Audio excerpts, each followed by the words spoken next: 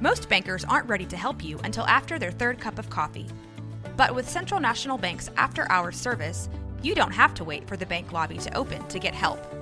You can contact us from 6 to 8:30 in the morning or from 5 to 10 in the evening, and we'll connect you to a real, live, local person who can answer questions and fix problems 7 days a week. Bank different. Bank Central. Central National Bank. Member FDIC. Hey, it's Mike for Bois. You looking for a great haircut and shave experience? Come to Champion Salon and Barber. Our skilled barbers and stylists are dedicated to giving you the best service possible. Whether you need a simple haircut or a complete grooming package, we have you covered. And while you're here, feel free to enjoy a complimentary beer and chat with our friendly staff. We have 2 convenient locations in Waco and Woodway, Texas. You can also book appointments online or through our app, making it easy to schedule your next visit. So why wait? Visit Champion Salon and Barber today and experience a cut above the rest.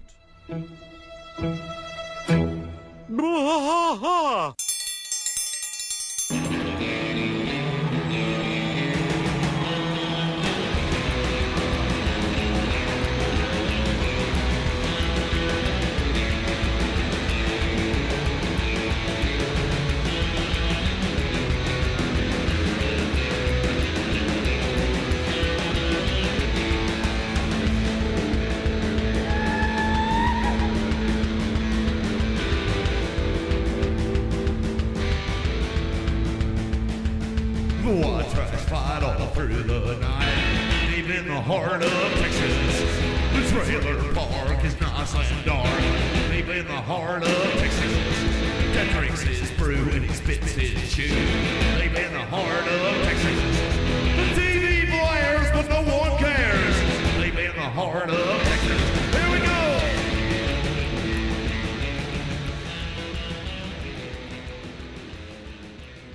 Hey there, everybody. Welcome to Bois, King of the Hill podcast. I am Mike. And I'm Rusty. Rusty. We have reached the end of season 3. Yeah, this is the end. Scary stuff. Yeah. And you know what I was thinking we should do next Monday for next Monday's episode? What? We should have a gap where we just, like, a reflection. Reflection? I think that we should give them we could do that. a reflection for next Monday. That way we could kind of give a pause. I don't keep mirrors in my house. Yeah, A pregnant pause. A really pregnant pause. There you go. We'll give them the old good comedy pregnant pause, and let everybody ruminate and think about where we're at in the quest. I don't for think King I of the like Hill. this idea, Rusty. If you wear I protection like it. during your pause, you won't get pregnant. when I like reflect it. on things, Well, I 'cause- just hate myself. Well, because we have to introduce them to the next step. So like whenever we're That's true. because we're doing something different next. We are going to do something. So, Don't say it. Oh, I'm not gonna say Yeah. anything. So the Don't next, say it, Mason. Don't say it, Mason. Don't even say it. Not ever. Don't even think it. Don't We're even gonna think wear it. pants. Okay. So Finally. what we're gonna do is we're gonna like I think we should do Overalls. like an episode where we just like the gap. Yeah, we can. And we just Absolutely. introduce them to the next. Let's step. do it. Let's do it while we're And, waiting to see if Peggy is Yeah, in we her gotta same leave them state. hanging off the cliff That's or right. or laying in the field, if you will. We gotta leave them laying in the field for the next episode. next season. So we are season 3, episode 25, as 25. old as the hills, part 1. Yep, it's 25 weeks. Now this one holds a special place in my heart because it is the first with a bell and a yell. It is the first. There we go. There it is. Yeah. There you go. The first So bell and yell. I gave that clip May to Mason and 18th, said, hey, 1999, season 3, episode 25. The first bell and yell. Yeah. And then there is a thing that I want us to mess around with maybe on a Friday and talk about the different intros. I didn't realize there were so many. Yeah, There's a bunch of different ones. There's a bunch of different ones. Traditionally, it's the image, but there's different audio. They always use different sounds. So and stuff primarily, like that. bell and yell are used on season finales. Yeah. Yeah. I didn't know that. Yeah, I didn't either until today when I was researching this Yeah. stuff. So yeah, first bell and yell. Okay. And we open this sucker up with all 4 guys in the alley Hank is standing there and he says, listen, guys, I sent cards out about a month ago for our 20th wedding anniversary barbecue. So now we know what time period we're dealing Wow, with. 20 years of Hank and Peggy. And Peggy That's a boring-ass 20 years. well, we'll find out how boring here in a second. Yeah, it's crazy. And Peggy is kind of a stickler for those things, so I'm going to need your RSVPs. So he literally just turns to Dale, Bill, and boom, and they go, Yep. Yep. Mm-hmm. And that's it. That's All it. right, then. He So said, it's official. All right, then, it's official. Bill, of course, being the idiot, says, are you going to give her China? 20th anniversary China. My marriage only made it to wood. Wood. So you guys a little facts and figures on the just marriage real stuff quick here? from Okay. ideas.hallmark.com, first anniversary is paper. 5th anniversary is wood. So now we know where Bill made it So to. Bill made it to 5 He years. was married for 5 years. 10th anniversary. Guess. What do you think it is? Crystal. 10.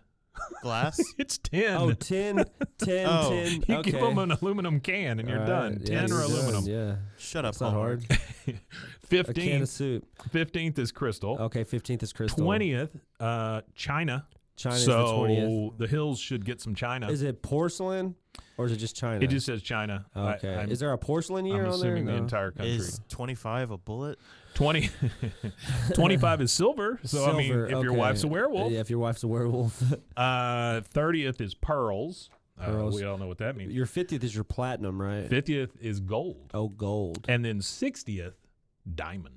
Diamond. So you don't get a diamond until you're with somebody for 60 years, Hallmark. And there's guys out here giving And what's women the diamonds point? off the At go. that point, your fingers can barely hold the That's diamond. what I'm Well, that's the saying. thing is like we're giving women diamonds from the start, or some men are, and then you get some Yeah. people wait till they're 60. They're married 60 years. Not a lot of diamonds being handed out. That's true. That's true. A lot of these people being compressed into diamonds at that point. Yeah. So Dust. he says that his marriage only made it to wood, which we found out is 5 years. Hank says, no, but after the party, Luanne's going camping with friends and Bobby's going to my dad's. That means Peggy and I will have the whole weekend to ourselves. So I won't be in the alley as much. 20 years. And then Dale yeah. says, if your marriage were a murderer, it'd probably be out by now. And then we get our first of many pregnant pauses. Dale. Yeah, old Dale. All right, so we are at the Hill House later.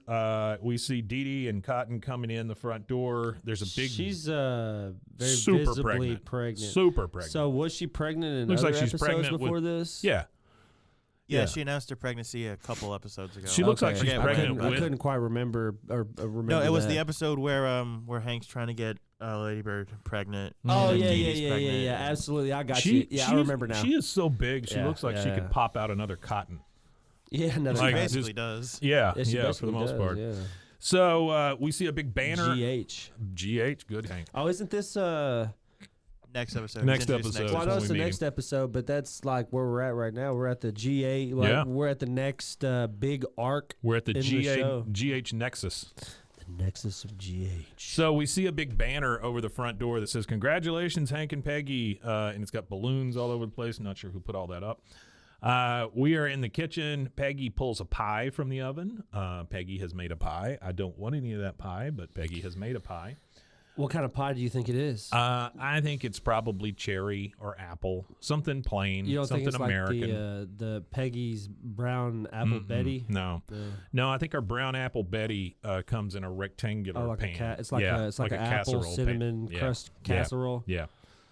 I don't think it's good. You have to but call I think it is. everything in that dish a casserole. I think it is a casserole dish. Yeah. So anything you're eating out of it. So if you make lasagna in it, it's lasagna casserole. I don't know that you Or- have. I don't know that there's a law yet. I know Congress is working hard. Well, but I know I did read in the news that because as you know, the best place to get your news. As you might know, the European Union has rules on what champagne can be called champagne. yes, only They- from the region of Champagne. Champagne in France. Well, there was a shipment of Miller High Life that happened to Yeah, I pass saw through that. customs somewhere. The champagne of Like beers. 26,000 cans of Miller High Life. Since it calls itself the champagne of beers, the customs They destroyed flagged it and destroyed it. and Wow. destroyed it. Sent it off to be destroyed, which is about what you should do with Miller High Life. You should destroy it. Man, I hadn't had Miller High Life in forever. It should be called the homeless of beers. Yeah. Okay. Small soapbox for beers. Most beer. What's most beer made of? Hops and barley. Hops and barley, right? And water. Bud Light, Coors Light, those kind of things, they don't use it. They use rice instead because it's cheap. Oh, I didn't know that. Yeah, they use rice. So it's like sake, but that's really, why really it's cheap. so bad. It's like really cheap piss Well, it's sake. so weak. That's why. You know, Yeah. using the rice and stuff. Dang. Well, if So you, it's you cheap got to rice make beer. it weak, Mike. That way you can drink like That's 12 true. and just keep drinking. Yeah, that way I you don't can drink 12 and understand then brag that. about it at work the next day. I always drank wanted 12 Bud Lights last night. I always wanted it to hit hard and not have to drink so much because I didn't enjoy getting up peeing every 5 minutes. That's why I drank liquor. Yeah. That's why I didn't I drink can see beer. that. That's Yeah. exactly why I didn't drink beer. That's why I drank liquor too, and then I didn't. Okay, so the phone starts ringing, and Luanne comes over and answers it, and she goes, "Hello, hi Tracy. My aunt is so happy I'm coming camping with you. She and Uncle Hank are gonna get so busy." What? Oh, do they expect the forest fire to last the whole weekend? She just kind of whimpers and hangs it up because you don't throw things at Luanne and expect her to land on her feet. She's not great at rolling or she can't roll pivoting. with punches. Yeah. No, she cannot. So she hangs up. Peggy says, "Everything okay, honey?" She goes, "Mm-hmm. Oh yeah. They just phoned to remind me to bring a extra can of gravy." And she picks up a damn can of gravy. Who's Canned buying gravy? Yeah, that's what I'm saying. Can you buy gravy in a can? You- No, I thought you it only can. came in a packet. No, you can buy it in a can. If you It's can buy chicken in a can, you yeah, can buy anything in a gravy in a can. Whole chicken in a can? You Now- ever seen the whole chicken in a can before? Yeah, where they Yes. Have you ever jam it in ate there. one? No. No. I have a friend that grew up really like. I think you meant had. Well, I had. No, he's He still ate my a chicken friend. in a can and died. When he was a little kid, they were really broke. His mom was like a drug addict, and his dad had died when he was real young from HIV. This is a fun story. So Yeah, far. it is. But he still jokes about it now, so that's like a funny joke that me and him have. I'll be like, "Well, what are y'all having for Thanksgiving?" And he said, "Well, I was gonna go down there and get me one of those chicken in a cans and cook it up." It just makes me laugh. I've seen the balut in a can. balut. You know the I don't know what that is. the old fermented duck egg. Oh yeah, That's yeah, got like yeah, a baby yeah. duck in it. I've seen that in a Oh, can. Used to be no. a place here in town called O&H Rare Foods that sold all this weird shit. Mm-hmm. Like I remember going and buying chocolate covered ants and I like the Kanye pepper crickets. they had like We sold those at Earthbound. I worked at Earthbound for a little while, and they had all that makes total sense, Rusty, that you worked at Earthbound. It does. Yeah, yeah. I can see you selling a lot of hemp bracelets. I actually, for a regional record, I broke a regional record on hookahs to Baylor students. Oh, really? I was selling Hookahs hookahs to like Baylor wild. students. Well, I would see people out and about in What a parties great and stuff. What a record. Well, I was going to parties and stuff, and I'd Yeah, see sure, people. sure. So I'd see Baylor kids, Yeah. and I'd be like, "Hey, man, I can get you a really good deal on a hookah if you come to Earthbound." So I'd just Yeah. have kids just coming in, like people that were 18 and stuff. What a just deal. Streaming in there, man. I've never wanted a hookah. I didn't either. I never Gosh, liked it if I either. could smoke It was out of a just- tube, that would be the best. Yeah, I'm good. One on that. time I did a hookah, I end up with a clap.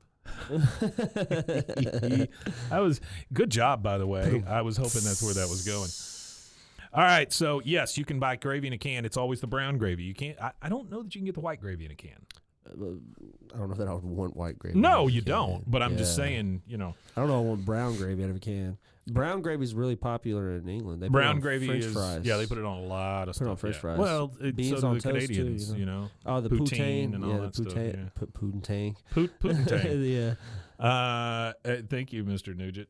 Putin-tang. So next, we see Bill and Boomhauer on the back porch. They're tossing each other beers out of the cooler. The kids are all running around. I wrote a note down here, and I'm going to tell you what I think it says here in a second. Mm-hmm.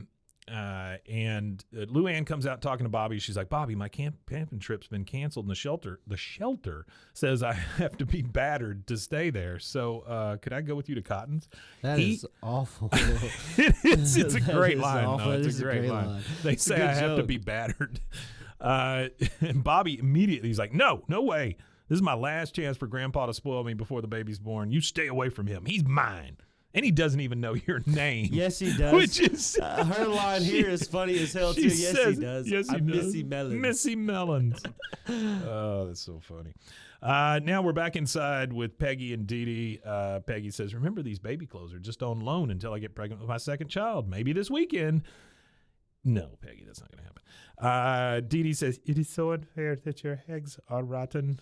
your eggs are rotten. Peggy says, well, for your information, my eggs are just fine. It's Hank's narrow urethra that's the problem, although no one's to blame. Nope, just stating a fact. So she's holding on to a little anger about Hank's urethra, it seems. Next, we see outside there's a table, big long table with everybody in the neighborhood sitting there. There's balloons and everything. They're obviously having their big barbecue. Khan stands up. He starts tapping on a plastic cup for attention. Yeah, for whatever he's. Yeah. He says anything for attention. He says, "Hey, I would like to make toast to Hank and Peggy Hillbilly," which he thinks is just the funniest thing ever because he's got to say Billy. They've been married. Funny. He says they've been married 20 years.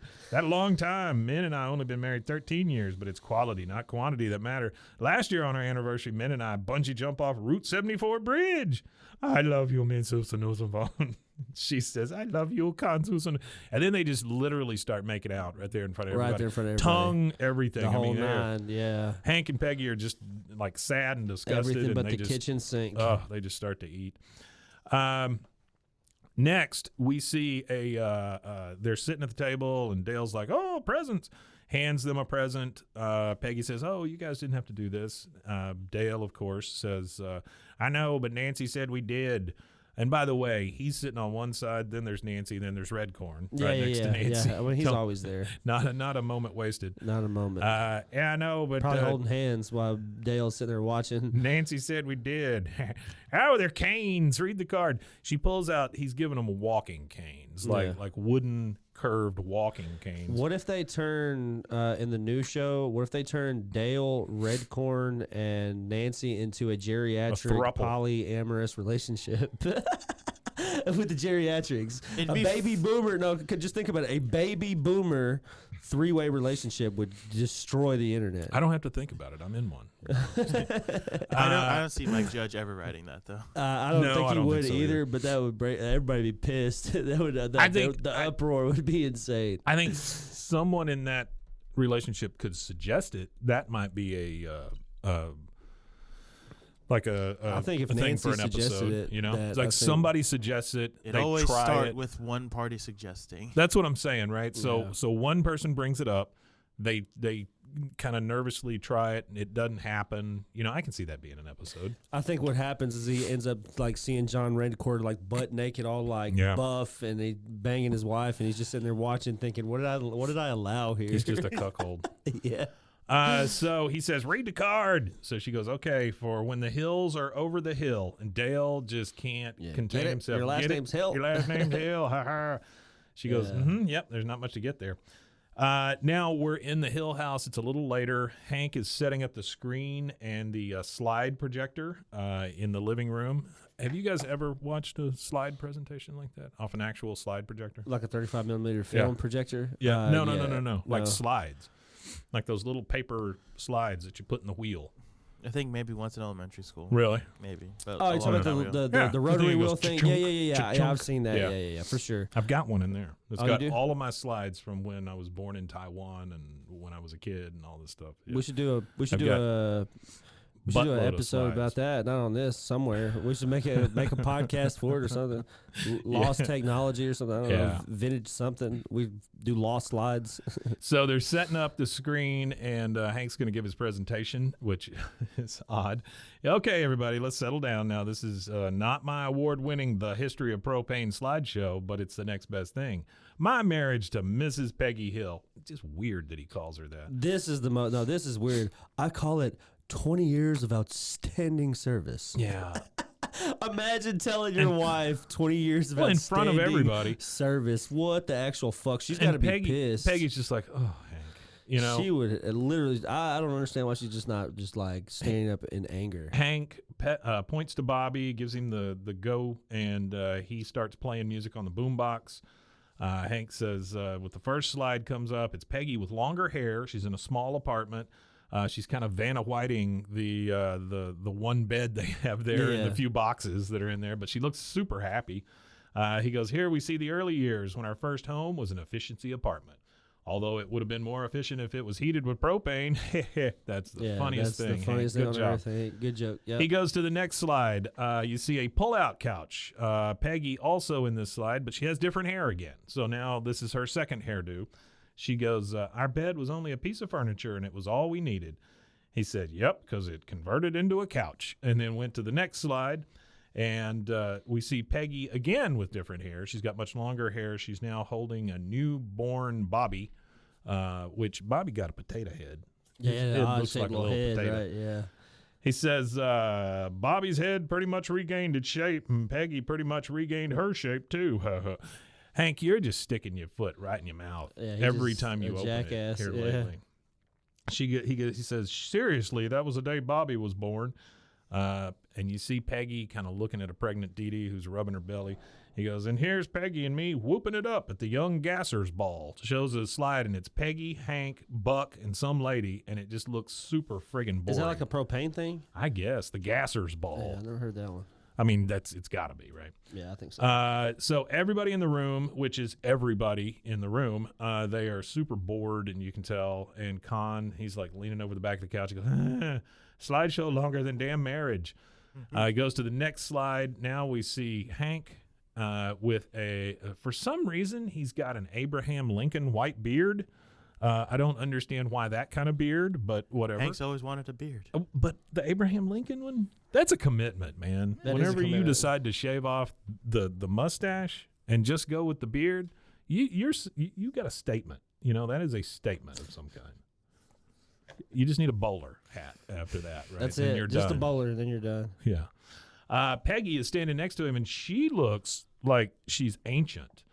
She's got white hair, and I mean solid white hair, and then her readers on, and she looks just super friggin' old. Way old. Hank says, is this Hank and Peggy Hill 20 years from now? I hope so, because I wouldn't want it any other way. Peggy just looks like she's seen a ghost. You know, I do get what he's trying to say at this Sure, last one. sure. He goes, here's to 20 more years of outstanding service. Outstanding And service. I understand, you know, where he's coming from with that. It's just misplaced and not a great way to refer to their No, not marriage. at all. So you see Hank kiss Peggy on the cheek, and she gets up and goes in front of the screen. You hear kind of a scattered applause. She goes, well, and she's holding these papers. She goes, well, I have summarized our marriage in a different fashion, and I hope that you will find no less pleasing. I begin. I don't know. Why does she got to tell people she's beginning? Yeah, I have no clue. We planted our seed a long time ago, and for 20 years we've watched it grow into a beautiful garden of give and take, and now it's time to cut the cake. But before we do, I'd like to say, and then Didi, you hear something come out of her. I would like to say I'm so glad you're here today. Ooh, you hear Didi. To share with the baby kicked my insides. Peggy is getting super irritated. Cotton, of course, pipes up and says, it puts on quite a show when it gets going. Didi, show him your gas tank. Gas tank. Gas tank. Didi gets up, shows everybody her belly. All the kids come over, start rubbing on it and stuff. This one's busting to get out. Not like Hank. Never moved once while he was in there. Not even born. He already gave up. Peggy looks super depressed at these papers. And plus, Cotton, screw you. Imagine she does. I'm not gonna lie though. You've already been born. You already gave up. Sorry, it was one of my favorite lines ever. It is pretty good. Yeah. It is pretty Yeah, it good. ain't Wasn't even bad. born and he already gave up. Wasn't even born and he already gave up. Now it's later in the evening and everybody's starting to leave. And Luanne comes up like she's all ready to go camping. She's got her flannel on. She's got a backpack on. She goes, well, I'm leaving for the weekend. Got my gravy. She Got my bought gravy. a can of gravy. And then she gets in a cab. Where do they think she's going if she's getting in a damn cab? I mean, that's kind of Where are you crazy. going right? in Arlen in a cab? She's not on their peripheral at all. No, Well, I just not never at all. understood You're why right. small towns like that even have cab service. I used to get in a cab when I was a kid just to say I rode in a cab. I just paid Like I for took a just cab ride. ride one time. It cost me like $20. I was like, Just hey, to I rode in a ride it. cab. I rode in a cab. Yeah, in Waco. Yeah. It's the saddest thing I've ever said. Yeah. So she gets in the cab and Oh, I knew a guy that used to run the. My dad used to go to this bar called Jester's on the Saw. Well, sometimes we'd go to the on the flea Saw? market Yeah. in the mornings. Yeah. Oh, and shit. it Jester's would was the one be right across the street. Yeah, okay. So my dad knew the owner of Jester's, so we would park there and walk that the across one- the street. Was that the one that had Garfield the cat on it? Like there for a while, there was a maybe. bar over there that had a huge No, Garfield I don't like, think it was that one. hanging on the wall. I don't know that it was that one, but so we would park in their parking lot. Not but Andrew Garfield. sometimes my dad would go inside and drink a beer first before we would go to the flea market. Yeah, I don't blame him. Well, there was a guy named Big Al. Big Al. And he was the taxi dispatcher. He was the guy who dispatched the taxis and stuff. And he would get off of work late night because he worked late nights. He'd get off to work and he would go to the bar at 7 a.m. Yeah. So we'd be going to the flea market and we'd sit there and listen to him talk about all the crazy cab stories. I used to sell carpet remnants at the flea market. How about that? Like pieces. I'm just like, trying to pieces of carpet. I'm trying to. You've always been an entrepreneur. I'm trying to stack the sadness here through my stories. That's not sadness. You've always had an entrepreneurial spirit. And you've always sold something or bought something. My father-in-law at the time owned a carpet store, and so he had this huge warehouse where he would have all these carpet remnants, right? And so I'd take them out to the flea market on Saturdays and Sundays and sell them. And it was a real pain in the ass. Like I remember going to the warehouse to pick up stuff, and like mice would run all over me and stuff as I'm pulling stuff. But it had to be a good racket if you were doing it. It was okay. Yeah. I had this old beat up Ford Astro van, and so I could just pile it full of stuff. You know, so much that like you could see it weight down. You know, there was so much carpet in it. But what I was going to say is when you said Big Al, it reminded me of a guy out there at the flea market. His name was Chicken. They just called him Chicken. Chicken really enjoyed selling wrestling figures, wrestling cards, wrestling stuff. Wrestling memorabilia, right? yeah. Chicken also liked to, at least once a weekend, take a lime and rub it on his nipple. So I don't know where that came from or why that's a thing. I don't know why you're telling us this. I don't know how you know that, though. It's a I'm more story. curious. Did you watch him do it or something? Yes, I did. Like he would go, "Hey, what's this?" And he would just rub a damn lime on his Just nipple. rub a lime on his nipple? It's so weird, yeah. I don't think I ever saw him rub a lemon on his nipple. Was he like marinating it or pre-soaking His for nipple or someone the to suck lime? on it later? I don't know. That's different. That's definitely different. That was, it was the same Put time. a lime on the nipple and drink it all up. It's the same time where he had like those little, Mexican pinwheel things that, like you put all the hot sauce on and stuff. Just walk around with that stuff. So he'd have that on his hands and a lime, and he's rubbing it on his. It wasn't great. It wasn't great. No, that's the only reason to go to the flea market anymore. But I would buy stuff cheap from him and then resell it. I like all the Mexican candy. Yeah. That's the only reason to go to the flea market anymore. I don't like being chased by all the chickens. All right, so he says she gets in the cab, and the cab driver turns around and is like, "Okay, where to?" She goes, "Anywhere but here." Well, not the dress barn. I bounced a check, or the nail salon for the same reason. And so they drive off. Bobby gets into the car with Didi and Cotton, and he says, "Bye, take a good look, because the next time you see me, I'll be spoiled rotten." Hank's like, "All right." And they're just waving to everybody leaving. Now we're in Cotton's car, and Bobby's balloon is about to get popped. He says, "Hey, guys, just letting you know, if you do serve ice cream for dinner, I won't tell." Cotton turns around, or he's driving. I don't know why they let this tiny man drive. I don't know why they let him drive, period. Bobby? At all. "Bobby, this ain't no Baskin-Robbins vacation. Didi's with child. She's useless. Now, you can start by cleaning the back of my ears." What the hell is that? I don't know. Clean the back of my ears? I'm not cleaning the back Didi of anybody's hands ears. Bobby a hanky, and he just starts rubbing on him. So this is something that Didi apparently does for Cotton every once in a while, cleans the back of his damn ears. That's weird. That is the weirdest thing I've ever heard. Yeah. That's the weirdest thing to ask of a spouse. Clean the back of my ears. Yeah, clean the back of my ears. He doesn't ask anybody anything, by the way. No, he tells them. Yeah. So we're at the Hill House now, and we see Hank and Peggy. They're cleaning everything up. Peggy's sweeping up with one of those tiny little brooms, like an umpire. Hank is putting up the screen from his presentation into the closet, and he goes, "Well, that was great. We ran out of potato salad and meat at the same time. Perfect. Thought my slideshow went over pretty big. all in all, a pretty good day. Happy anniversary, Peggy. Don't wake me up when you come in." And he starts he just takes off to the bedroom. Like he's just like, "Okay, screw it, I'm done." Yeah. And then Peggy is on the floor sweeping, and she just breaks down and starts sobbing. Hank turns around and goes, "Look, if you're worried about the mess, you can clean it up later." "Well, thanks, Hank. Thanks a lot." And she just starts sobbing even louder. And that takes us to our first commercial break. First commercial break. And we will be right back.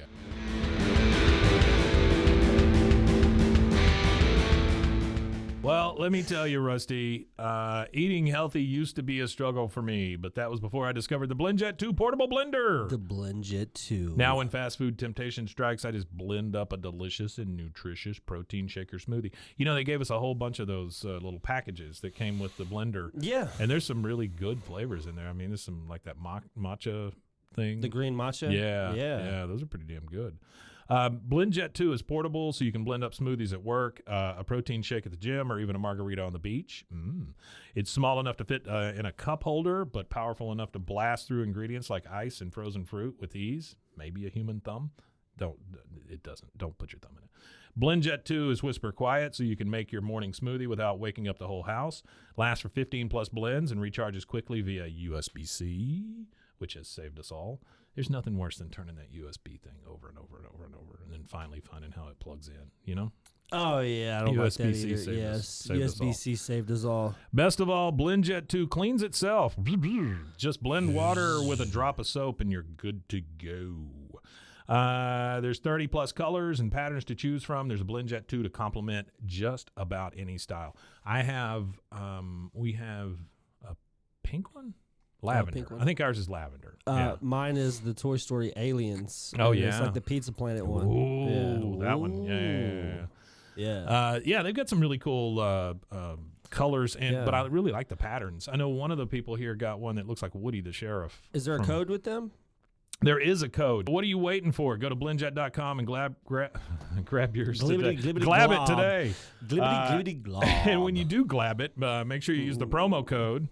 BWAAA12. That's to get 12% off your order and free 2-day shipping. No other portable blender on the market comes close to the quality, power, and innovation of the BlendJet 2. They guarantee you'll love it or your money back.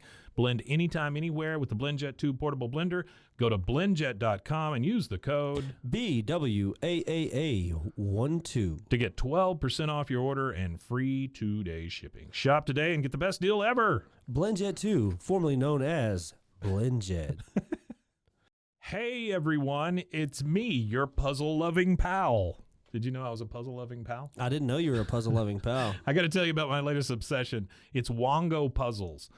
These things are the real deal. They are high quality, handcrafted, and perfect for anyone who loves a good challenge but doesn't want to dedicate their entire kitchen table to puzzles for a week. Trust me, I have been there. I will tell you this, my parents, they're very old and decrepit, and they do puzzles all the damn time. Yeah. Like there's always a table that What has else are like you an gonna do, unfinished right? puzzle. Yeah, it's either that or I don't know. Die. Feel your bones. So these puzzles, these Wongo puzzles, they are 100% wooden. They'll last forever. Each piece is hand drawn. Just think about that for a second. Each piece is hand drawn, so no two pieces are the same, and you'll discover some fun whimsy pieces as you work through it. Whimsy. They come in a custom wooden box, which is perfect for storage and gifting. Before we started doing this, I didn't realize how many people I know already have these Wongo puzzles. I mean, they're apparently pretty. You can't go wherever Juan go. With stunning designs and unique shapes, Wongo puzzles are a cut above the rest. I loved doing the snow globe puzzle myself. It was great to pull out a puzzle and be done in a night and not have it on the table for a week. So what are you waiting for? Let's go to Wongo Puzzles, WONGO puzzles.com, and pick a puzzle today. And be sure to use the promo code BWAAA for 10% off your order. It's the most fun you'll have with a puzzle, guaranteed, or your money back. Go to WONGO puzzles.com and use your code BWAAA to get 10% off your order and get puzzling right now.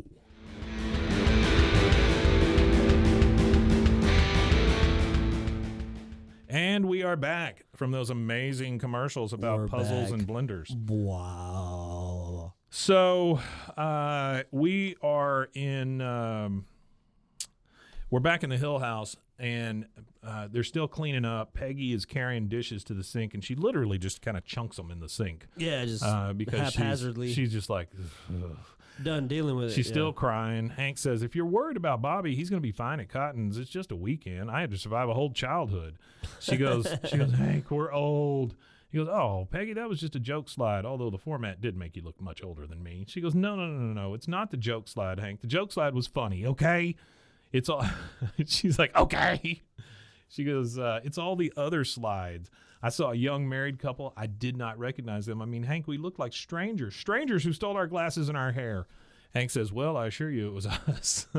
She says, whatever happened to that young couple with their dreams of inventing a steak sauce and getting rich or taking a train to Alaska? Yeah. That's the first we've heard of a steak sauce, correct? Yeah, that's the first. Yeah, I've never heard of that one yet. Hank says, that couple just grew up and realized there was too much competition among existing steak sauces. We did ourselves a favor by abandoning their dreams, Peggy. She says, well, maybe we should just start using those canes that Dale gave us and we could bash ourselves over the heads and just be done with it. Jesus, Peggy.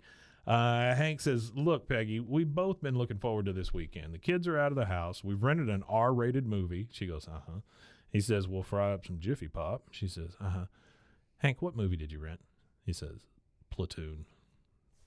Yeah, you're old. You're definitely old. I mean, I don't know what you're talking about, Mike. That if any movie's gonna get you in the mood, it's Oh, Platoon. it's a damn fine movie for making babies. Yeah, I don't know why that would be his choice Platoon of movie is to the watch one- with your wife. Is Platoon the one that has me so horny in it? The No, quote? no. No, Which that's, one is it? Full Metal Jacket. Jacket. Okay. Yeah. All right. Me so horny. Yeah, see, he just got Me the wrong love one. you long He just got the time. wrong one. Yeah, he's got the wrong All one. right. You get Full Metal Jacket, and boy, oh boy, Wood City. All right, so now we see Luanne sneaking in through the window because she has nowhere to freaking go. Nowhere. It's sad, but it's funny at the same I got time. a fact for that. So whenever you notice when she's jumping in the window, she's got this can of it's a pink and white brand beef gravy. Yeah, it's a gravy in a can. And then she throws it at Ladybird. Yeah. She goes, Ladybird, it's That's one of me, those Luanne. Artie facts coming in from Artie. Thanks, Appreciate you, Artie. She goes, Ladybird, it's me, Luanne. I mean, she's all loud and shit. Yeah. Ladybird starts growling a little bit, and then she goes, oh, here you go crazy, and throws the can of Yeah, the gravy at can. the damn dog. It rolls under the bed. The dog just starts scratching. The dog could give a crap. She goes, good girl. Yeah. You know, I just thought something. Even if the camping trip got canceled, isn't there no reason why she can't like ask if her friend if she can stay at her house? Well, that's what I'm saying. I mean, look at all the people in her neighborhood that they know. Why didn't she? But again, she's just not great on her feet. Like Yeah, something not at changes, all. she's screwed. Yeah, she's I get out. not asking Bill. Yes, but Boomhauer. Boomhauer. I mean, you could. Well, I guess they've been Boomhauer. through that thing already, haven't they? Well, no, she watched his house once. Oh yeah, that's right. But he could still just like she could stay on the couch for a weekend. Well, geez, I mean, the fact that they're going to watch Platoon. I mean, she could have just stayed in the damn house. Just stay out of their way. Nobody would have cared. Yeah, nobody would have cared. Anyway, she just falls through the window in a big lump. We're back at Cotton's, and Bobby is pushing a crib down the hall, and he goes, Bobby, come on in here. And he's pushing the crib into the room that the Cotton's in. He goes, this is the baby's room, decorated it myself. It is literally a gun rack. There are 2 crossed swords on the wall. There's military planes hanging instead of mobiles. I don't see anything wrong with this. There's like war photos on the wall and a full ass American flag on a big like flagpole with a eagle on the top of it. Are we sure Cotton didn't give birth to Ted Nugent He might have. Wango Tango. He says, or Kid Rock maybe? he said both. He says, this is the baby's room. I decorated it myself. He goes, you see this picture? That's before I had my shins blown off. He's kind of broken up whenever he says that because he misses his shins. It's a picture of a young soldier, and Bobby says, what's that you're holding? He goes, head of a Nazi? Oh, no, it's a canteen. Head of a Nazi. He said, no, it's a canteen. Now we go over to the AAC, or for the uninformed, that is the Arlen Auto Club. Hank is inside talking to Jim, who works at the AAC, and he says, hey, Jim, I'm looking for a nice restaurant to take my wife to for our anniversary. All right, let's see. He's just looking through the big book because that's the way we used to do it. Yep. Says there's that revolving restaurant in McManerberry. It's got 7 in the auto guide. Ooh, 7. Wow. He goes, why don't I get my highlighter and throw together a triptych for you? And now you want the direct route or the scenic? Most folks tell me the extra 5 minutes is worth it. He goes, direct.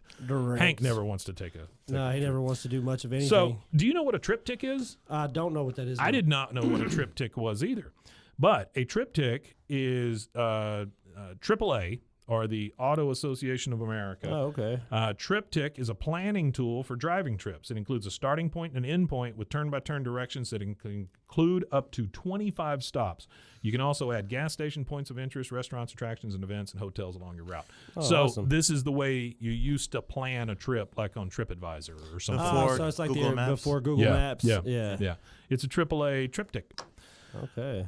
Although The we're 90s. we're at the 90s. AAC, not the AAA.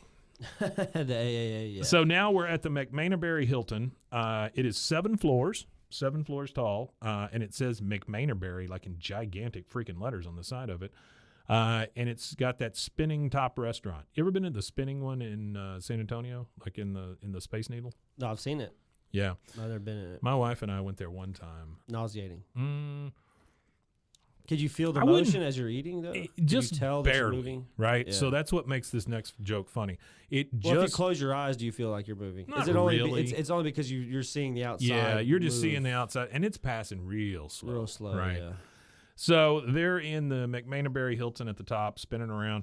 Hank says, well, what do you know? You can see all of McManerberry. And they're just looking out, at the city. He goes, there's that auto mall they're always bragging about. Who the hell's who's bragging about an auto mall? Peggy says, and in about 30 minutes, we'll be facing the sunset. So that's what I'm saying. See, 30 minutes is going to take them to get around to the other side where they see the sun. Well, that's why you got to order an appetizer and then That's it. appetizer first, and then take a real long time to order your That's food. right. There you That's go. right. Lots of drinks. The waiter comes up and says, hi, can I get you folks anything to drink? She goes, oh, I've never tried a Singapore sling. I have the ingredients for that if you want me to run Do through those it. really, really Let's go. fast. Okay, so Artie gave us the ingredients. Singapore sling. A Singapore sling is 1 dash of Angostura bitters, Okay. 1 ounce of gin, a half ounce of fresh lime juice, Yeah. a half ounce of sherry brandy, a half ounce of grenadine, served in a tall glass, garnished with a pineapple slice, a cherry, and a flag. God, sounds fantastic. It does sound pretty good. I used to doesn't it? love gin. Oh, I gin like- was my thing. I really like bitters. I like drinks with Yeah. bitters. Mhm. Yeah, I like the bitters. Well, I'm just thinking all the citrus stuff that's in it and I things like like that. citrusy Any of that drinks. kind of stuff is so Yeah, refreshing. I like you know? citrus. It's I like very a drink that's crisp. I like crisp alcoholic beverages. Yeah. Yeah, my liver did not like them. Yeah. So she goes, I'd never tried a Singapore sling. He goes, Hank says, I think it has alcohol in it, Peggy, unless you want me to be the designated driver. All right, Hank, you roll it up a little bit. Peggy says, Hank, this night's supposed to be special. He goes, okay, I won't have my beer then. She goes, no, I won't have anything. So she's pissed at this point. He says, well, maybe we can both drink. How much do you weigh? Jesus. Hank. Yeah, you don't ask them, yeah. She goes, I'll just have water, thank you. He goes, I'll have a beer. Damn, Hank, that's cold. Not knowing, how this thing is going, not being able to feel the room, and then at the end, you're just like, okay, screw it, I'll have a beer. Yeah. All right, we're back at the Hill House. Luanne is in the dark, watching TV, hiding in her own house. Yeah, she's watching the telenovela. Yeah, you hear Vaya con Dios, Dios. all that stuff. Yeah, we all know who that is. And then we hear the doors start to open. She turns the TV off, jumps up real quick, and runs hide behind the door frame in the kitchen. You hear her kind of whimper as she's doing that, and Peggy says, that restaurant was no 7. Hank's like, look, I didn't know the restaurant only revolves at lunch. That did seem to stop anybody else from having fun. And you see Luanne go hide in the pantry, and as those doors shut, you still see the calendar kind of swaying, because she's hidden in the freaking pantry. Yeah. I don't know why she can't just tell them that. Yeah, I But don't either. It's kind of weird how she's hiding the fact that she's there. It's crazy. so strongly. Like she's going through all them links. yeah, Peggy says, well, maybe it's because they were allowed to drink, Hank. He says, I see. That's a shot at me. All right, well, I'll make you that Singapore sling you wanted. She goes, I changed my mind. I want tequila. I want tequila. Peggy and tequila should never mix. That's not a thing that should happen. Oh yeah. Oh, yeah. We're now at the kitchen table, and you see her just down a tequila shot. By the way, there's a tequila bottle, and it just says tequila. It has an angry Mexican man and a cactus on it. And then you see the table that has lime, salt, and Dixie cups. Okay. Do you well, know what a salsa and Dixie cup is? I do know what a Dixie cup is. It's a red plastic cup, right? It is not. Or a paper cup. So sorry. they're the little paper ones. Yeah, like, the little paper cups. I think sorry, now yeah, you yeah. get them at like the dentist when you go. That's what Yeah, they the little have you paper fill up. cups. Dixie's the paper. Okay. Yeah, So Dixie is a brand name for a line of disposable paper cups that were first developed in the United States in 1907 by Lawrence Llewellyn, an inventor in Boston, Massachusetts, who was concerned about germs being spread by people sharing glasses or dippers at public supplies of drinking water. So think about that for a second. There used to be a dipping cup in a public supply of water. You would dip and take a drink and then put the cup back in there. Oh, no. That's gross. Nasty. Man, that's nasty as hell. Llewellyn developed an ice-cooled water vending machine with disposable cups. That's disgusting. Yeah, Ugh. and with another Bostonian, Hugh Moore, embarked on an advertising campaign to educate the public and to market his machine, principally to railroad companies. Professor Davidson's study was instrumental in abolishing the public glass and opening the door for the paper cup. Soon the devices, which would dispense cool water for 1 cent, became standard equipment on trains. So that's kind of – so when I was a kid, when I was growing up, we had Dixie cup dispensers in our bathrooms. So like you would brush your teeth and use a little Dixie cup. Then you have the Dixie cup to then throw it away. Yeah. Yeah. So, all right. So now we know all about Dixie cups and how they were invented for train people. So we see her down a big tequila shot real quick in the Dixie cup, and she goes, "Oh, yeah." Hank downs one. He goes, "Oh, that was fun. Haven't done that in a long time." He stands up, and he's like, after one shot, he's done. He's ready to leave. Absolutely wasted. She goes, "Let's talk more limes." Then we transition to them much later, and they have drank the entire bottle of tequila together. They are drunk in the living room. Hank is face down on the floor. Again, that prone position that everybody goes to. Peggy is just all sloppy as shit over there next to the couch and the coffee Just table. hammered. Oh, she's still trying to drain the bottle. And Hank is over there singing, "Happy anniversary, baby, got you on my mind." That Little River Band sure was good. Do you know anything about the Little River Band? No, I don't know anything about the Little River Band. Happy Anniversary is a pop music song by Australian group Little River Band, released territories outside of Australia in December 1977 as the fourth and final single from the group's third studio album, Cocktail. It was co-written by Bob Birtles and David Briggs. The song became the band's second top 20 single in the U.S., peaking at number 16 in March 1978 on the Billboard Hot 100. So it is an Australian group called the Little River Band. He says, Never knew him. Yeah, that Little River Band sure was good. Peggy's like, yep, they were a real seven. I mean, she is drunk as shit. Yeah, she's out of there. Hank's like, will you just let that go, will you? Just enjoy the music. She goes, "There's no music, Hank. All there is the sound of an empty house." And then we cut to inside the closet now where Luanne is. I guess she's still in the pantry. And you hear this whirring, like, she has managed to turn on the dustbuster and get her hair caught in it. So she's in the pantry with her hair stuck in a vacuum cleaner, and she's just like, and Hank kind of picks his head up and goes, "What was that?" Peggy goes, "Just the sound of all the children we never had." Damn. Jeez. Hank, again, being drunk, he goes, "I couldn't give them to you, Peggy. It's my fault. I have a narrow urethra. Yes, I do. This is my urethra." And he's blowing through one of those little mixing straws. Mixing He's straws, going, yeah. He goes, "Nothing. I ran the 40 in 5.9 seconds, but my fellows haven't reached the end zone in 12 years." And that's an observation that Artie sent to me too. Was if he's running the 40 in 5.9 seconds, he's not a very fast running back. Sure. But I mean, I think the point is that he can't shoot through a straw. Running the 40 in 5.9 seconds, there's no wonder why he couldn't make it through the straw. So his little fellas won't make it to the finish line. Okay, Hank, I don't want to think about your little fellas. He goes, "What are we going to do now?" Peggy struggles to get up. She's just all wobbly like a baby deer. She goes, "Well, I'm going to do what I should have done a long time ago. Here I go." She can't hardly walk. She makes it out to the garage. Hank finally gets up. He crawls over to the garage and gets up. And Peggy, "Wait. Hold on. Why are you throwing out the baby stuff? I thought we were going to give it to Didi." She is like taking everything out of this big box that says Bobby's baby stuff, and she's just throwing it in the trash can. She's just getting rid of it all. She goes, "She doesn't need our baby stuff. She has a baby." "No, Peggy, I'm the one that deserves to be thrown out." And he gets in the trash can. Yeah, Desperation here. Peggy says, Hank, don't go in there without me. And then she tries to get in the can. They both fall over. The next morning, we see both of them still on the floor of the garage.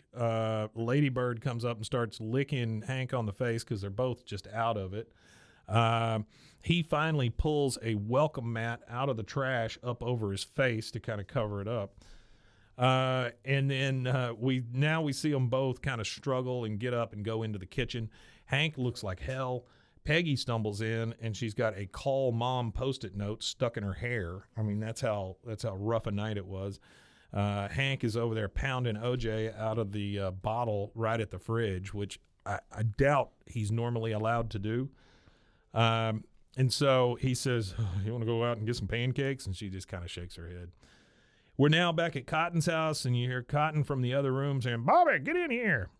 Bobby comes into the room, and it's Topsy and Bobby sitting at the couch.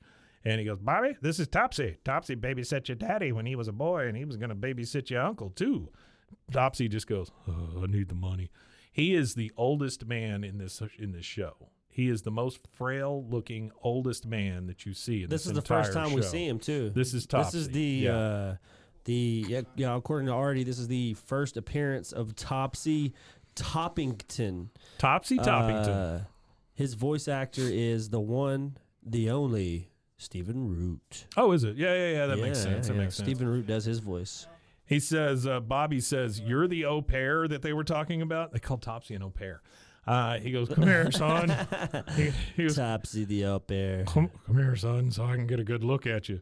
Cotton says, go on, Bobby. Let Topsy get a good look at you. I don't even know what that means. Bobby's like, I don't want to know what it means. Bobby's like, okay. Topsy says, I'm not going to bite you. And then Cotton, he can't. He had all his teeth yanked out of his head because they was green. Ooh. Do you know what causes green teeth? No, I do not. Well, let me fill you in on this. The reason why teeth turn green, and I did not get the website that I got this from, but it was something to do with health. Jaundice in an infant can cause green teeth. Persistent jaundice in an adult can cause green teeth. Rh incompatibility. It's a type of protein food found on the surface of red blood cells. So if you are incompatible with that, your teeth can turn green. ABO incompatibility. It's similar to Rh incompatibility. It occurs when pregnant woman has O blood group and her baby has an A or B blood group. So if they have different types of blood, their teeth can turn green. Sepsis. Sepsis is a fun word. It occurs due to a life-threatening reaction to an infection or some medications. So some antibiotics like ciprofloxacin and tetracycline may cause primary and secondary teeth staining and turn your teeth green. That is gross AF. So he said all his teeth turned green and they had to pull them all out. Topsy then grabs Bobby by the wrist and goes, get a little closer. My eyes ain't as good as they used to be. Cotton says, Topsy's legally blind. Like it's a good thing. Like it's a good thing. He's legally blind. And then we see Topsy's trademark where he blows his cheek out real big, like, you know, and Bobby says, ah! He runs off, and Cotton just thinks it's the funniest thing. Do it again, Topsy. Do it again. Just wants him to blow up his cheeks as much as he can. Now we're seeing Hank's truck driving away. So Hank and Peggy are now going to get their pancakes. Peggy says, could you please not use the turn signals? He goes, I'm not using the turn signals. That's the vein in the side of your head pounding. She goes, well, I don't feel any better yet. Do you? He goes, wait till you have the hotcakes. Now, they're going down this road that looks like it's just there's nothing around. I don't know how far they're having to go. Yeah, I don't know where they're at. Yeah. But he passes a liquor store and then backs up and pulls in, and he goes, hair of the dog. And he pops out an Alamo can in the truck, and they're both drinking beer, right? Yeah, sipping because the beers. to calm down the nerves. Yeah. Now, I want to know, where's the designated driver now, Hank? You're both sitting in the truck drinking beer. Well, beer's You wouldn't even have a beer at the Spinning restaurant, though. Let's be real. A beer is not a Shangri-La scammer or whatever the hell they were drinking. Singapore sling. Yeah, Singapore Shangri-La slammer. Whatever it is. Plus, I feel like the way Hank thinks it, like he drinks so much, I doubt one beer gets him anything. I get it, but it immediately goes against the argument he just had. about drinking in the restaurant. Hank is a hypocrite, so. No, definitely. Hank's wild. Yeah, I didn't like him in this one. He says, hair of the dog. She goes, pelo de perro. Now we see them both in the back of the truck, just kind of laid out, and they're looking up at the sky, at the clouds, and they're drinking. And Hank says, Peggy, I was thinking maybe we could do some traveling. Maybe we take that trip to Alaska after all. She goes, oh, and then she kind of perks up. She goes, oh, I've always wanted to see Spain or Australia. For some reason, she says it in Spanish. I don't know why she rolls her R in the middle of Australia. She goes, oh, Hank, who are we kidding? We can't go anywhere, not until Ladybird dies and Bobby moves out of the house. Hank, look. She looks up, and we see some people parachuting out of the sky, like 3 different parachuters coming down, and they're gliding down gracefully and everything. This is beautiful. It is. Hank says, huh. She goes, let's do that. He says, do what? She goes, parachute. Con and Min bungee jumped off a bridge. Why can't we jump out of a plane? Hank says, Con and Min are nuts.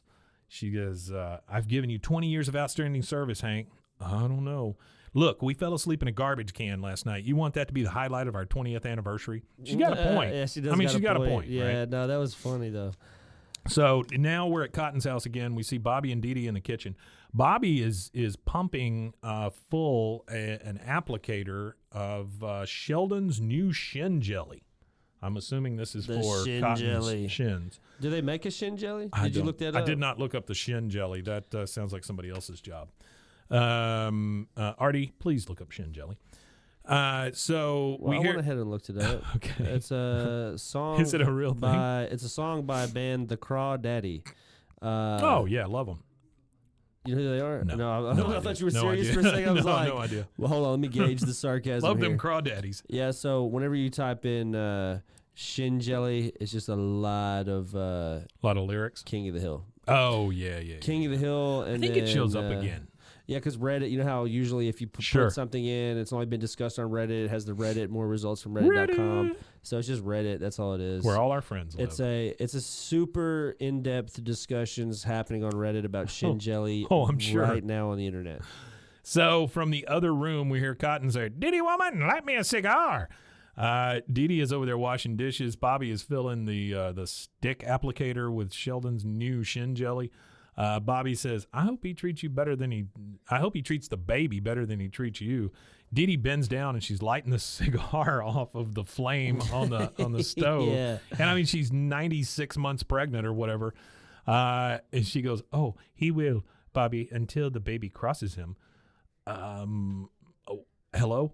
Cotton comes walking in and goes, Didi woman, where's my lunch? A man could starve to death waiting for you to serve him. I'm going to go to the bottomless pit to watch some naked women's dance while I eat. The bottomless pit. The bottomless pit. What a wonderful place. Yeah, disgusting. We are back at the pit at the Hills house, and Peggy is on the phone, and we're hearing what the lady on the other end says. She goes, and we're closed on Thursdays, okay? Happy landings. Peggy says, happy landings to you, too. We see Hank over there on the side of the kitchen. He's throwing away all the Dixie cups and all the stuff left from their tequila night. And we see Luanne hiding under the sink for some reason. Yeah, I'm not sure why. Why the hell is she under the sink? I'm not sure why she's hiding at all. She's just so weird. She's got these great ideas, and she's moved from the pantry to the damn sink now. So anyway, she pulls I got to apologize real fast to anybody that thinks I'm making fun of Luanne. I'm not. I am. Luanne is a little silly, but yeah, she is a beautiful, intelligent young being. No, she's not. She's nuts. One of those things is correct. Yeah. She's hiding under the damn sink. And so Hank's throwing that stuff away. He goes, so what'd they say? She says, well, they're all booked up for the rest of the month. He's like, oh, thank God. She goes, but they have a couple of spots open today. He goes, oh, Geronimo. He's not looking forward to that at all. All right, so now we're back at Cotton's house. Bobby is about half in the dryer, and he's like, oh, where's that sock? He gets out a big load of laundry, and he's starting to take it down there. And from the other room, you hear, Cotton's grandson. And then Bobby comes around the corner into the kitchen, and he falls down, throws all the laundry on the floor, and he goes, oh, great, I just took those out of the dryer. He goes, where'd all this water come from? So there's water all over the floor. Didi said, I would call this, I honest to God would call this like this has to be one of the worst days of Bobby's life. Oh, yeah. This in the premiere. Shin jelly, Topsy, falling in ambiotic fluid. I mean, Yeah, good so, God. so And on my then- quest to find out what and then what he has to do past this. Yeah. So on my quick quest here to find out what The shin view. jelly is, there was a few Reddit posts, and I saw what I noticed what they were doing is they were looking for every episode or every instance of That him shin jelly comes up? of him articulating his feet. Oh. They said because they're trying to determine, like, there's a couple of doctors in here that are discussing these things, people who are actual Sure. physicians, Sure. and they're like, well, the anterior, posterior, this, that, and other, and such, and they're like, well, does he bend or is it fused? yeah. So there's like It'd multiple have to be debates and fused. discussions. The way he walks. But there's episodes where he kicks his Oh, feet. does he kick his feet? So I don't know how he it's does that. yeah, I don't know. So Remote control feet. yeah, I don't know. Remote control feet. So he The falls. next in foot He technology. falls in the water. Remote control feet. He falls in the water, and she says, "Bobby, my water broke. It means the baby's almost done." That is a weird way to put it, Didi. Ooh, yes. He says, "Now." Is it inaccurate though? No, it's not inaccurate. It's just a weird way to put it. You're not an asshole. You're right. You're just an asshole. Bobby says, "Now?" She goes, "Soon. You have to phone Cotton." He goes, "I don't know the number to the bottomless pit." She goes, "It's number 1 on the speed dial and number 3. They show the handset for the phone line, and it's number 1 just says pit. Number 2 says Topsy. Number 3 says pit again. I guess in case number 1 doesn't work. Most I likely. guess so. Yeah. I love how was Hank wasn't even on that speed dial list, was he? Yeah, no, I love that. nobody. Topsy in the pit twice. That's it. Yeah. He's got a priority straight. And so, yeah, he's got priorities, all right. Cotton answers the phone at the bottomless pit, and he goes, "Bobby, this better be good. The next gal up plays ping pong without a paddle." You know what that means? Plays ping pong without a paddle. I know what it Just means. throwing a I ball just don't around? wanna- well, Oh, masturbating. No. no. Shoots balls out. Oh, I got you. Yeah. Yeah, I got Rusty's you. so I figured it innocent. out. Sucks 'em No, up. I'm not innocent. I just figured it out. It Sucks just- them up, shoots them out. It just was like max headroom, whew, Yeah, it's right over gross. the top. Yeah, that is pretty gross. Uh, now that I know what it is, it's definitely Bobby on the other end of the little phone off. says, "Didi's going to have the baby." Cotton says, "We'll meet you at the hospital." He goes, "But Didi can't drive, and you took all the money." And he just hangs up on him. He goes, "Come on, Topsy, let's roll." Topsy's at the table with a ping pong ball in his mouth. Here's the gross part. He's got a ping pong ball in his mouth. He pops it out. It pops back at him. That's the gross part right there. So it Ooh. came back to him. Deedle deedle dee. Yeah, that's, that's yikes. not great. We're not liking that Don't one. don't you two kink shame. I'm not kink shaming. I'm ping pong ball shaming. I believe. I don't know where that ball's been. Well, I I know don't even 2 know what that places it's been. 3: the container, Topsy's mouth, and the stripper. Now we go to Bobby is driving the damn car. He's like, "Which way is the Houston Hospital?" Didi's over in the passenger side. She goes, "I'm not sure. Pull over and ask for directions." Bobby says, "I can't do that. I shouldn't even be driving this car. I know where the Arlen Hospital is. It's 2 hours away. Can you hold it in?" And then he passes a sign that says Arlen, 96 miles. Well, there you go. Which I mean, you gotta give props to Bobby. Oh. for somehow. Hold on. 1,000% you got to give props Pulling to this Bobby. off. Yeah. And also, this is a damnation of the Texas, I guess, police force and the people who guard our Yeah, the roads. highway patrol. Highway Yeah. patrol. Yeah. 'Cause how the fuck did they not see? No one This saw tiny this. kid, that can't even get. Of course, I mean, I'm And he's assuming. going super slow too. Well, but think about this though. Like, if he's in Cotton's car, maybe they pass him and think it's Cotton because he's so short. Maybe. Yeah. Maybe. All right. Well, that takes us to the next commercial break, and we will be right back. Right back.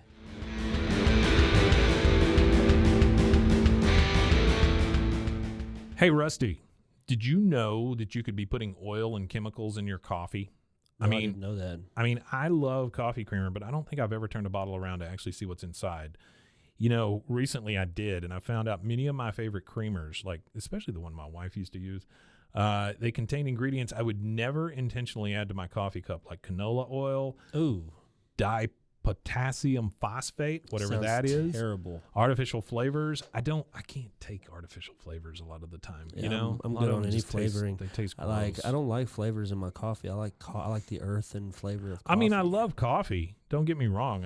I do love it. I just I don't like all that crap in my coffee, right? Yeah, no, who does that? So let me tell you about Laird's Superfoods then. They have better ingredients, amazing taste, and functional benefits. Laird Superfood Creamers are crafted from the highest quality, all-natural, real food ingredients. All Laird products are sustainably sourced and thoroughly tested to ensure that you're incorporating the cleanest, finest fuel into your routine. Now, they're all natural. They've got whole food ingredients. They contain naturally occurring MCTs from coconut oil, and everybody tells you coconut oil is good for you. Mm-hmm. There's no artificial flavors, no colors, no additives, no sugar from highly refined corn syrup. So that's a big deal right there. If you take one thing you do every day and make it better, Laird developed his creamer himself to stay powered for a day on the waves. He was a big wave surfer, Laird Hamilton was, and he needed a morning fuel that could allow him to spend the entire day chasing the ultimate wave. So he made this creamer, and it is it's crazy, crazy good. Laird sources high-quality plant-based ingredients globally and puts an emphasis on U.S. sources whenever possible. They aim to source responsibly and sustainably and believe that the foods you consume should be as good for the earth as they are for you. They have honest and transparent products and labels. If you try it, you won't go back. They have functional superfood creamers, instant lattes, and prebiotic greens. They have a variety of snacks and supplements full of wholesome plant-based ingredients to keep you charged for wherever life takes you. So to get a deal on Laird Superfoods, I need you to go to zen.ai BWAAA King of the Hill. So that's zen.ai/BWAAA King of the Hill. And your offer code there is BWAAA. So Laird Superfoods makes a better creamer that keeps you powered all day, and it's better for you, the earth, and your coffee. What do you say, Rusty? You want to go get some coffee? Coffee. Hey, Rusty. Yeah. Did you know that dehydration is the leading cause of daytime fatigue? Oh, no. I don't know about you, but like 2:30, 3 o'clock, I just hit a wall almost every day. I was shocked to learn that even mild dehydration can cause headaches, muscle weakness, brain fog, but luckily there's a cure. Oh, there is? Actually, I should have said there's a solution. It's called Cure. Cure Hydration. The Cure Hydration is an oral rehydration solution, or ORS, that contains the perfect balance of electrolytes. We know how important that is because plants crave it. Super important. And glucose to help your body absorb water and rehydrate quickly. The formula is made with all natural ingredients like coconut water powder and pink Himalayan salt. Whoopee. And it is free from artificial flavors, sweeteners, and preservatives. Cure Hydration is vegan, gluten-free, and non-GMO. That makes it a great option for anyone with dietary restrictions and preferences. The packets that they give you, they're convenient, they're easy to use. You just mix them with water and drink. They're perfect for on-the-go, travel, or anytime you need quick hydration. Hydration is more than just drinking water, Rusty. It is, that's what Lauren Picasso, a lifelong endurance athlete, discovered as she struggled to stay hydrated no matter how much water she drank. I've known people like that. My wife drinks so much water, it's crazy. Lauren found Cure, a science-backed electrolyte drink mix to make hydration easy for everyone. Cure believes that hydration should be simple and effective, but also clean and natural. That's why they only use the highest ingredients and quality plant-based stuff to avoid any artificial or harmful additives. They're committed to transparency and honesty. All of their ingredients are clearly listed on their website and packaging, and they're always happy to answer any questions or concerns. So are you ready to combat dehydration? Absolutely. You can try Cure today and feel the difference for yourself. Use your code BWAAA. Sorry, I blanked. You're good. For 20% off your order. Try Cure today and feel the difference for yourself. Use our special code BWAAA for 20% off your order. Your coupon will be activated at checkout. Try Cure Hydration. Stop drying out.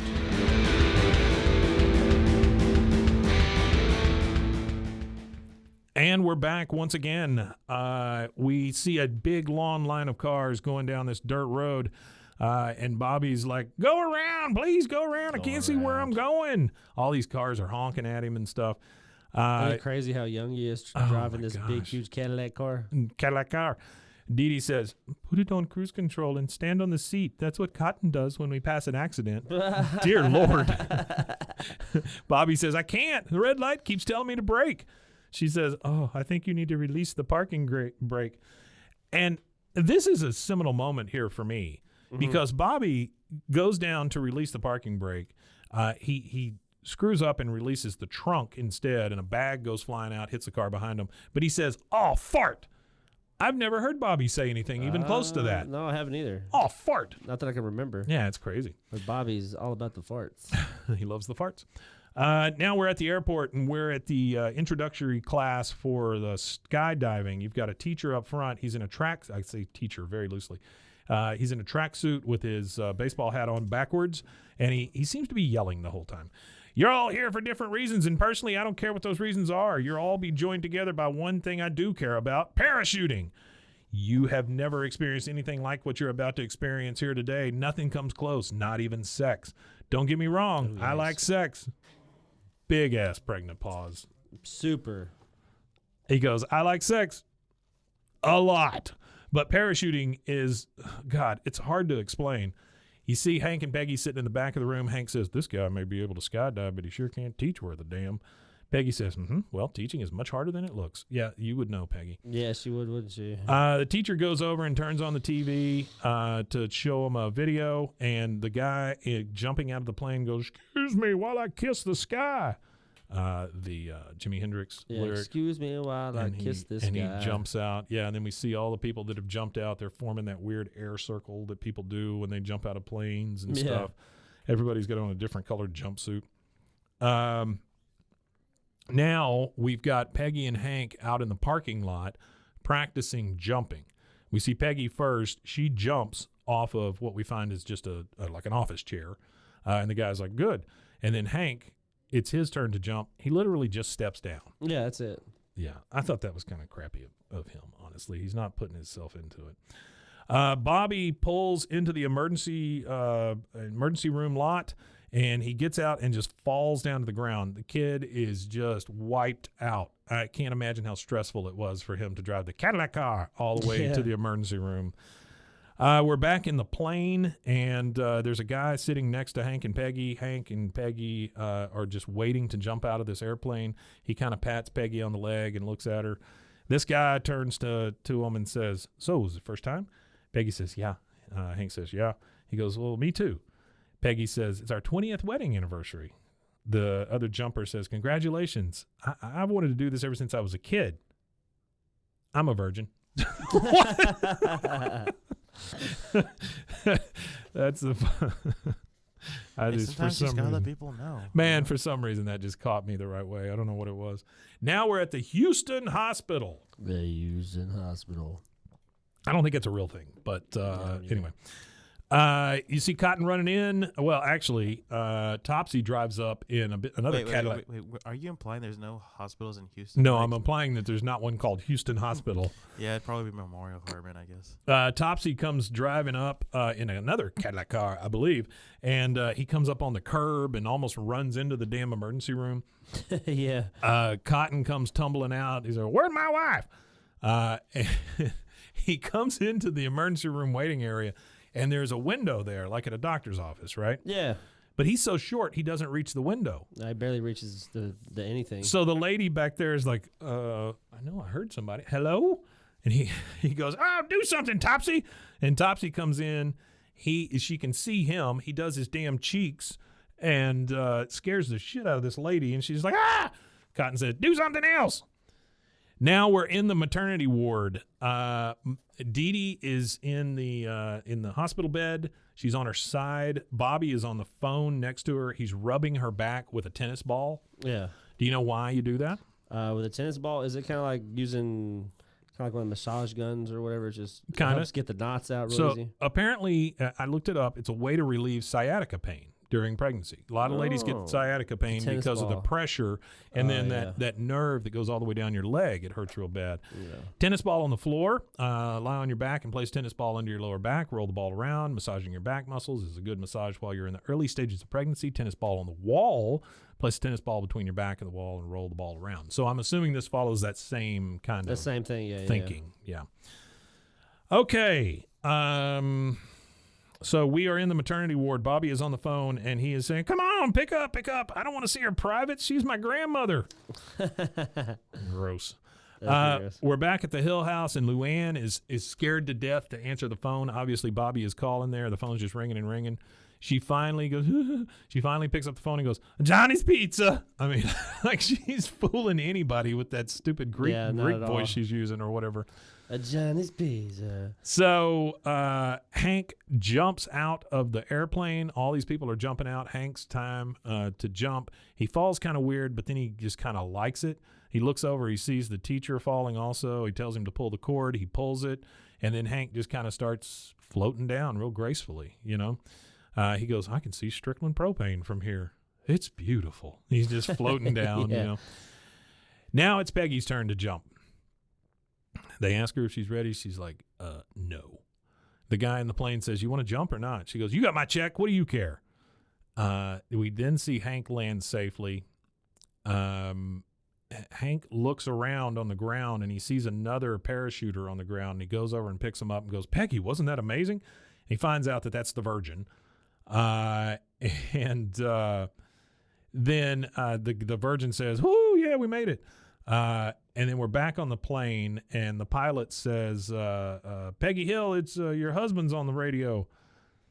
And she's able to talk to Hank on the ground. Hank says, Peggy, you were right. It's amazing. He got the radio from the truck on the ground. He goes, it's like selling 1 million grills all at the same time with the extended warranties. You've got to do it. Peggy says, Hank, I can't. Okay, I want to take 1 second here to talk about the first woman who jumped out of an airplane. Oh, so there's a story. The first woman to parachute from an airplane. The story of Georgia Tiny Broadwick. Georgia Tiny Broadwick was the first woman to parachute from an airplane and the first person to manually deploy a parachute after a malfunction. Tiny was just 15 years old when she jumped from a hot air balloon at the 1908 North Carolina State Fair. Describing her feelings later, she said, I'll tell you, honey, it was, honey is in the quote. Honey. I'll tell you, honey, it was the most wonderful sensation in the world. It was a thrill she would come to experience 1,000 times in her life. She jumped out of an airplane 1,000 times. That's a lot of jumping. That is a lot of jumping. I had a buddy God who bless was, Tiny, whatever her name was. I had a buddy who was in the Army. He actually flies for the sheriff departments now. He's like the auxiliary pilot. During the Trump thing, he was actually flying around whenever they had the rally. Yeah. He did Not a the bunch of January jumping. 6th thing. No. Yeah, gotcha. The Waco thing. Sure. And not the Waco thing. Not the Waco thing. And not the Waco thing. But It's the amazing Waco how thing. many caveats we have to put on things around here. Well, especially Waco, because there's so much. There's so much weird stuff.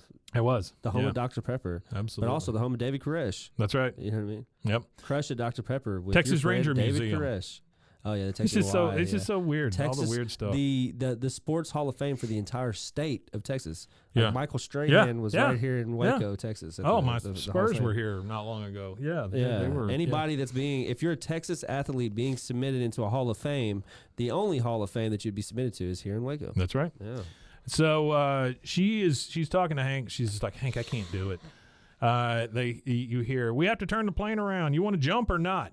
And then we go back down to the ground. Luanne comes running up to Hank, who's on the radio. Yeah. How in the hell did she know where they were? I don't know. You got any insight into that, Mason? How in the hell did she know where they were? Well, she was in the kitchen the whole time they were talking about it. Oh, so I she guess heard you're right. everything. I didn't even think about that, her being under the sink. Yeah. Yeah, okay. All right, good job. Now the question is how the hell she got there. Yeah, that's true. Who knows? That's another story. That's right. She doesn't have a car, right? I guess she just No, took she another don't. cab. Took another cab. Yeah, girls made it money. She comes running up and goes, Uncle Hank, Didi's at the hospital. She's having the baby right now. Hank says, oh, my God. Peggy, great news. Didi's having a baby. I'm about to be a brother. What a day. She pauses super hard. Peggy does. She doesn't say anything. She's just kind of thinking through what she's gotten herself into. She's still on the airplane. He says, Peggy, can you hear me? She goes, yes, Hank. That's wonderful news. We will be landing in just a few minutes. Sad Peggy, she's super sad. She didn't jump. She goes, wait.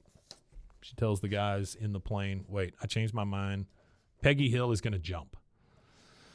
Oh, wow. And then she jumps. She jumps, and she's flipping head over tea kettle. I mean, she just, yep. And then the coolest thing happens, like, I really like the way they do this. They go from screaming Didi to screaming Peggy to screaming Didi, back and the forth. Cuts. Yeah, it's pretty cool, honestly. And if you want to learn more about animation cuts, you could check us out at the Animation Conversation. Good job. Coming soon. She is falling out of the plane. She goes, hey, this is terrific.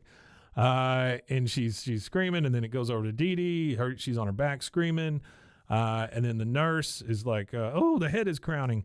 And you see Bobby in the delivery room looking into the birth. Yeah. Like he's looking between his grandmother's legs, watching this happen. Well, it's a thing a kid would do. No, that sucks. And he goes, oh, it has hair. And he's just like all grossed out, right? And he starts to leave, and the nurse says, where are you going, Daddy? Don't you want to cut the cord? And then you hear, the cord, pull the cord. And so you've got that juxtaposition of the cord for the baby and the cord for the parachute. Yeah. And then Peggy continues to fall. She pulls the cords. He goes, oh, your emergency cord. She pulls that one. Nothing happens. And I mean, And it's messed nothing. up. The guy just pulls his cord. That's what I've got a note here, and I said he tells Peggy to pull the cord, and then he just boop, there he goes. He pulls his, and he's done. Quickly just dashed and got her. That's what I'm Could've easily saying. been Yeah. gone. No, this dude just left her. And then Asshole. the next thing we see is Ooh. she literally just hits a field. Yeah. Did you look up anything about the somebody No, falling? I did not. You didn't? No. Yeah, And we've all heard this story before. Well, Rusty, can you relay this question to Artie?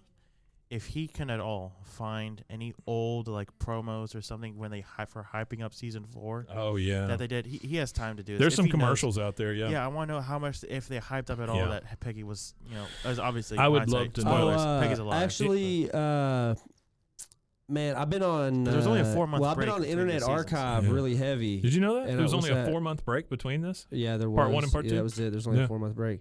I did a bunch of research on Internet Archive, and I've got a lot of that stuff cataloged somewhere on my PC at home of All the promos and stuff. all the promos. Then Yeah, a lot of next the promos week, and stuff. during our gap, we should go through those. Yeah, we should. Oh, I'd we should love look at some that. of that. That'd be We great. could look at some of the promo stuff for that. So she literally just falls face first flat in a field.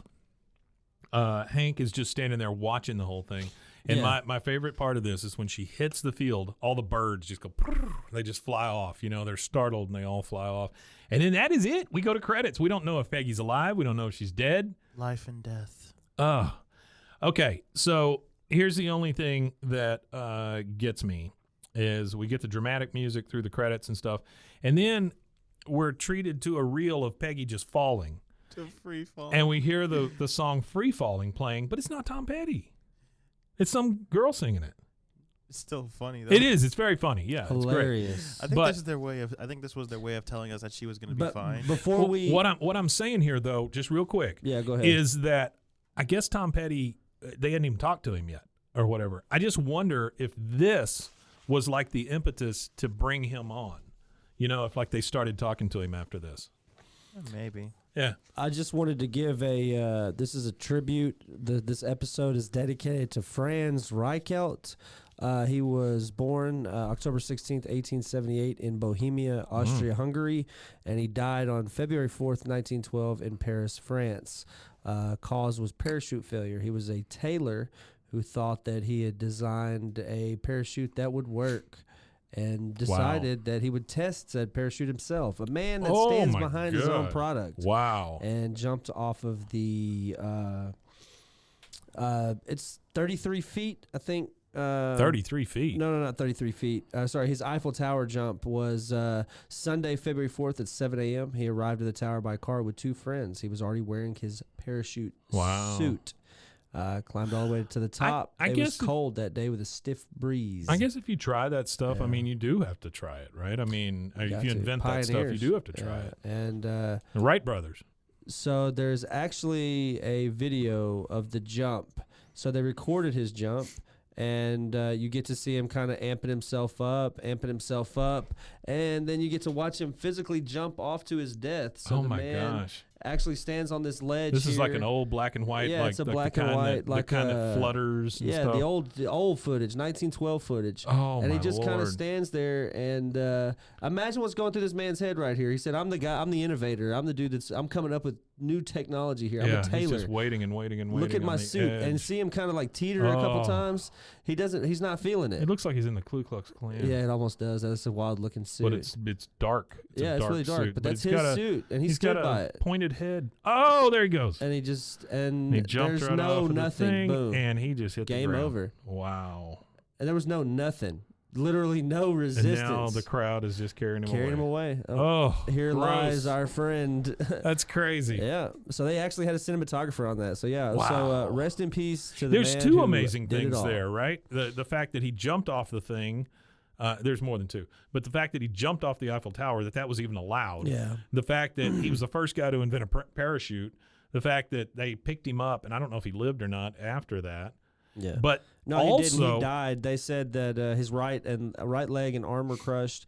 It broke his spine and his skull. And then when they found him, when they went to him, he was bleeding out of his nose and his mouth and stuff. So. But also, you said 1912. Yeah, this was in 1912, February the 4th. Too. The most amazing thing to me is that there was a camera there filming it. That was the year my grandpa was born. Because I mean, that had to be a huge deal to pull all that crap in there and film that. So. All right, well, we are going to find out if Peggy is alive or dead. Maybe not at next episode, but possibly the next. Find out next time on Dragon Ball Z.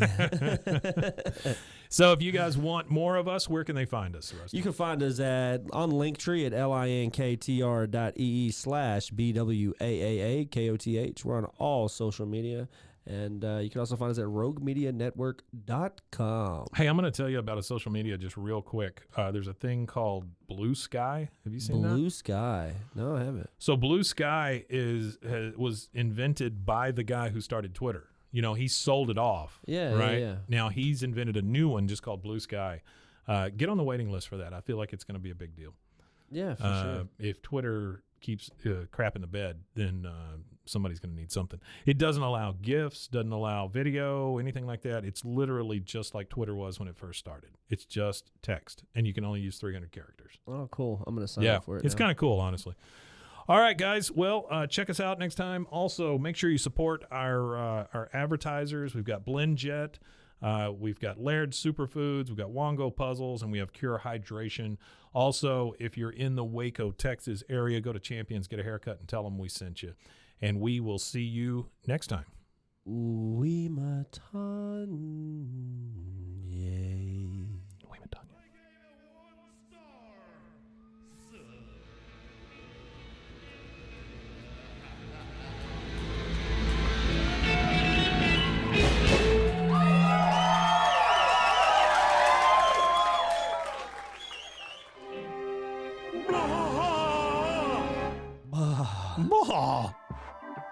This has been a Rogue Media Network production.